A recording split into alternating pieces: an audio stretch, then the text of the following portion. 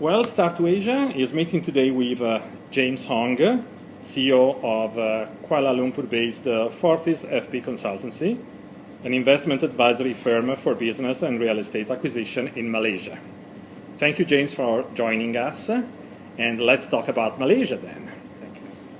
Currently, a middle-income country, Malaysia is attempting to achieve high-income status by 2020, attracting investments, boosting domestic demand, and reducing economy's dependence on exports. And with Malaysia as one of the top recipients of FDIs in Asia, which business areas would you recommend as business opportunities for foreign investors considering Malaysia? Antonio, thank you very much. At the present time, I will separate the two major business sectors.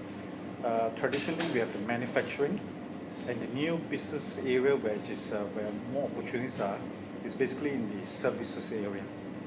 If you were to ask me personally, I find that the services sector is much more interesting. But nevertheless, manufacturing is still interesting. But manufacturing, you have to add in the value-added services. If you go towards the services area is interesting because at the present timeline that Malaysia has come through independence over the years, the services area will be capital markets, financial services, ICT, and also services in tourism, and also where the industries where is growing together in Malaysia. Excellent. Now let's step into more detail. Sure, please. Yeah. Malaysia transformed from a traditional economy to an emerging multi-sector economy, and one of the fastest growing economies in Southeast Asia region. Real estate and constructions in particular are markets showing a booming demand, ranging from luxury residential properties to corporate buildings to luxury resorts. How would you recommend, James, investing in Malaysia, either as a personal investment and as a corporate investment? The real estate is still a very, very attractive sector for investment in Malaysia. If you look at personal investment for real estate, Malaysia has seen a lot of people coming to Malaysia to buy properties, especially in the certain segments. One of the segments is what we call the luxurious properties, which are condominiums. And these are very concentrated in Kuala Lumpur or the main cities like Penang. These are where people come in and buy because of the different locality. In Kuala Lumpur, because this is a business district where you have a lot of development within the KLCD Twin Tower areas. So a lot of people have actually invested. And because real estate in Malaysia is still considered much cheaper than its neighbors like Singapore. And in Penang, people will basically invest in properties because of the island. It has certain tourists, the place is quite different and unique.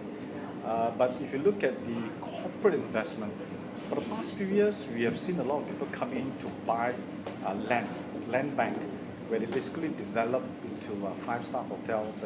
But there is an emerging market where there is a gap in people coming in developing, coming back to Malaysia, is to actually invest as corporation to build hotels in the 3 to 5 star sectors, 3 to 5 star hotel segment, and also people coming in to find new areas where they can build tourist activity hotels, which is along the coastal line in Peninsular Malaysia, which is where you have the monsoon clubs, where all the activities, and you have in Langkawi because you have the yacht clubs there. So there is an emerging lifestyle requirement. And of course, if you look at Borneo, which is the East Malaysia, where Sabah and Sarawak is, you have fantastic, beautiful beach lines, and you can see 5-star hotels are coming in. And also because of the infrastructure connectivity, which is easy to travel internationally and domestically around Malaysia. So these are the two types of investment coming in. Is there any type of incentives being offered to a foreign investor coming to Malaysia? The individual investment is the government have relaxed a lot of requirements. Now it is much easier for foreign investors to come in and buy, as long as they get a foreign investment approval, which is an FIC committee. In most cases, investors should get the approval because it's easier, because the government is attracting these people to come and invest. But if you look at companies, you have to look in multiple areas where companies are incorporated in Malaysia. You will have certain pioneer status. If the activities you are doing, let's say you are building a resort, which is quite different, let's say you're putting some green environment into it, you may be able to get a pioneer status, ranging from maybe tax exemption 30 to 70%. But of course, The other thing is see what you bring in, and you will also have some tax incentive. So the present attractiveness is that as long as you bring in new businesses, and depends on what attraction you build in, you actually attract a lot. One example is actually the health tourism business, where people coming in, they build tourism combined with healthcare.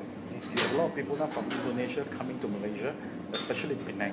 So instead of doing a medical checkup in Indonesia, where it's a lack of facilities, as compared to Singapore, it's a bit expensive, they come for holiday in Penang.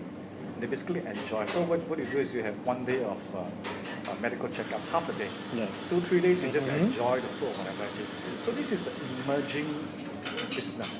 So it's a merger between medical services and tourism. And the government is trying to promote this style of unique business in Malaysia. Yeah. Thank you, James, for these outstanding insights. And I appreciate your time with us. Thanks. Thank you.